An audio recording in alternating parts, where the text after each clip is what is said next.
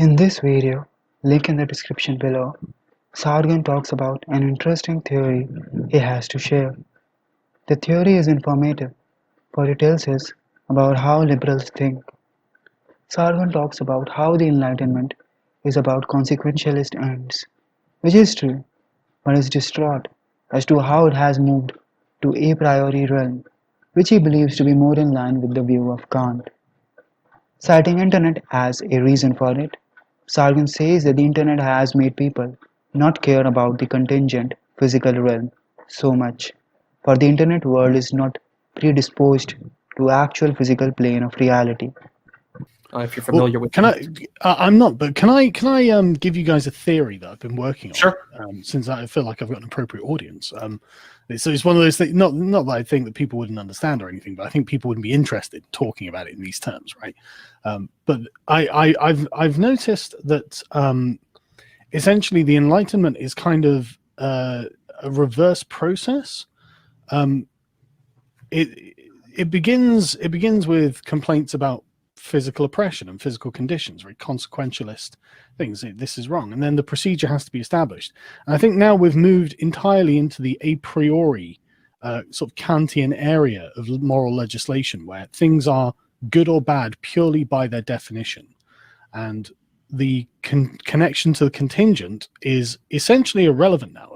The video I did on Riley Dennis, and Lindsay Ellis the other day, it really got me thinking, because the idea that because the physical is malleable and modifiable and not eternal, that it's somehow invalid, which was Riley's contention. Chromosomes do nothing because we can change your body with hormones, we can modify you with surgery and stuff like this. Therefore, that none of there's no such thing as biological sex or anything like that. Then you're talking about like this realm of the kind of absolute freedom of the will that is defined by very rigid rules that don't have to have any direct connection to reality, and reality is essentially getting in the way of that. It's the thing that prevents the perfection from being achieved. And the more I've been thinking about it, it's like, what else would you expect from the internet?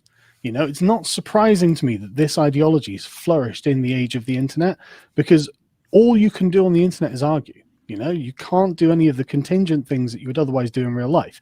And so you look at the way people talk to each other on Twitter, man.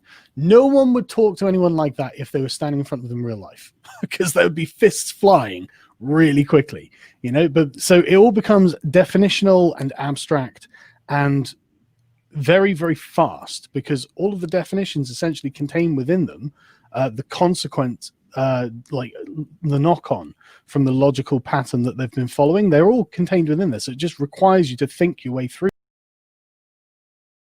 What Sargon says is naive and is completely unmindful of liberal ideology and how it has persisted over the years.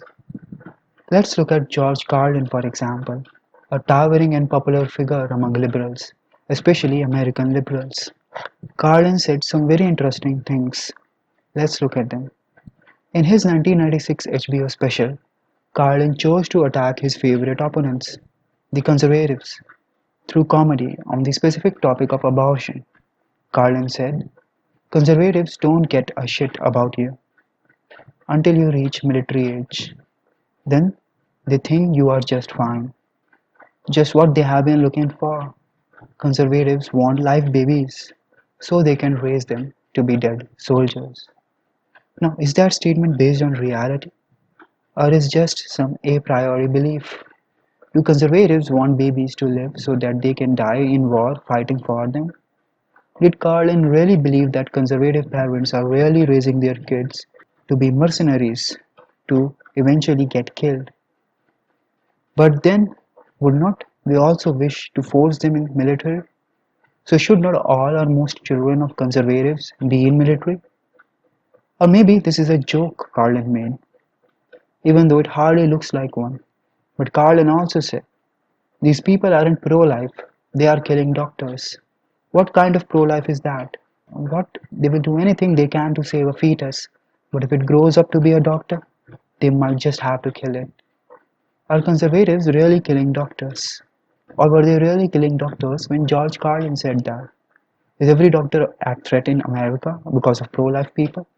Not only George Carlin takes some violent acts by some pro-lifers against people actually involved in killing babies as an indicator of a generalized pro-lifer, he takes a small subset of doctors who are involved in abortion and generalizes it as doctors. Would Carlin say it, apart from his comedy routine, directly to conservative people? Perhaps he would, perhaps he would not. But it is interesting how, when Carlin said that conservatives are obsessed with fetuses, he meant that conservatives are obsessed with saving them, and that was for him a bad thing. Or take Carlin's opinion on dirty words. In his monologue, 7 words you can never say on television, in Class Clown, a comedy album, Carlin said that the so called dirty words had no power in and of themselves. It was superstitious to believe that some words could be dirty. Carlin said that it is humans who create this problem by refusing to be easy with them, in a sentiment echoing Bertrand Russell's views on such things. However, if one takes Carlin's words seriously, the best way to normalize these words would be to use them in serious documents like legal and constitutional ones. Why not change Declaration of Independence to be from all men are created equal to all motherfuckers are created equal? Why not charge people who compliment a woman in workplace by saying nice tits? Of course it appears Carlin would come here and say that that would be a stupid move. But why? Well, as Argon points out, liberals are consequentialists. They don't care about principles. Carlin supports abortion and so did his audience. So when he said, conservatives want live babies so they can raise them to be dead soldiers, liberals did not slam Carlin for generalizing conservatives and saying something that at the very least was false. Of course, in all other cases, liberals, even Carlin himself, supported individualism, being rather obsessed with it. Similarly, liberals and Carlin himself never really want terms like cunt or motherfucker to be normalized. For if they are normalized, they would stop being funny. Carlin wanted to and used these words specifically to make his comedy funnier because such words were taboo. Normalizing them would mean that when Carlin said motherfuckers to add more humor to his jokes, people would take it no differently than if he had used a formal, non dirty word. In fact, Carlin, by saying that the use of a word in a good or bad sense depends on the thrust of the sentence, is even making it more subjective to find whether the use of the word was good or bad. In which cases would use of the word cunt be okay, and in which cases it would be bad? Of course, that would be determined under liberal ideology based on to what end it is. If it is for a good end, its use is good. If it is for a bad end, its use is bad. But who determines what end is good and what end is bad? Who determines whether killing of a fetus or generalizing your political opponents is good, and in what situations? Because this question of consequentialism is unanswerable. Till date, liberals right from the start have used a priori arguments to pretend that consequentialism is not subjective. Let's go back to John Stuart Mill. In his work Subjection of Women, published in 1869, around 1.5 centuries ago, John Stuart Mill argues for perfect equality between men and women. Of course, while Mill, in that work itself, argues that his view is based on evidence, one wonders how one would determine whether that perfect equality has been achieved. Mill himself does not tell us how to find that. Mill does not discuss claimed differences between men and women and then shoot them down, like he should. But he goes for the jugular and says he is for perfect equality, because it would obviously be hard for him to defend his view if he is scrutinized based on empirical data. Yet Mill and liberals after him used Mill's reasoning to justify extending this principle of perfect equality to the extent they felt it was good, and of course their judgment was based on their preference. All laws and social regulations punish someone in favor of another. So how does one decide to support one side over the other? Sargon and his many liberal friends do not believe that trans women should compete with biological women, because this denies the biological women an opportunity to get medals, even while being less able than trans women. But other liberals may as well believe, and in fact do believe, that if trans women are excluded from such participation, then it impacts them, for they cannot win medals now. Sargon would perhaps say that such is not bad because they can always go on and compete with other men. but so can biological women. Of course, the liberals and women who never really believed in principle of egalitarianism or all the talks of women being strong and independent, yet adopted that for achieving consequentialist ends, are now horrified that some men are willing to dress up in feminine clothing to get benefits of equality that they feel are consequentially undesirable. Years before, any such attempt would have been mocked by liberals, and such men would have been shamed, so that liberals would retain a consequentialist standard even while making a priori claims. Just like if a male CEO comes to address people in feminine clothing, he would be thought of as a weirdo or transgender or gay, or if each time while referring to Carlin and liberals, people also include the term motherfuckers in their honor, liberals would not like them very much. Sargon talks about how people would not really talk like they do on the internet in the public, but that is essentially what liberals have used in order to defend liberalism.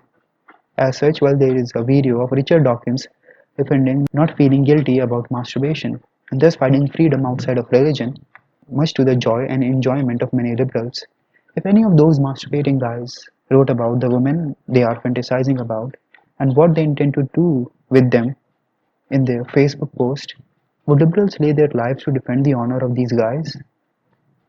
They would most probably say something like, they should not have spoken like that. Somehow sexual liberation is justified, but still many actions not criminal remain creepy and perverted, even for liberals. Somehow using the dirty words in the courtroom or office would be bad, but otherwise we should be easygoing with respect to these words. Somehow women are equal to men and can compete against men. But of course, men wearing dresses to compete against women are to be shamed. This is all what happens when one adopts a consequentialist philosophy.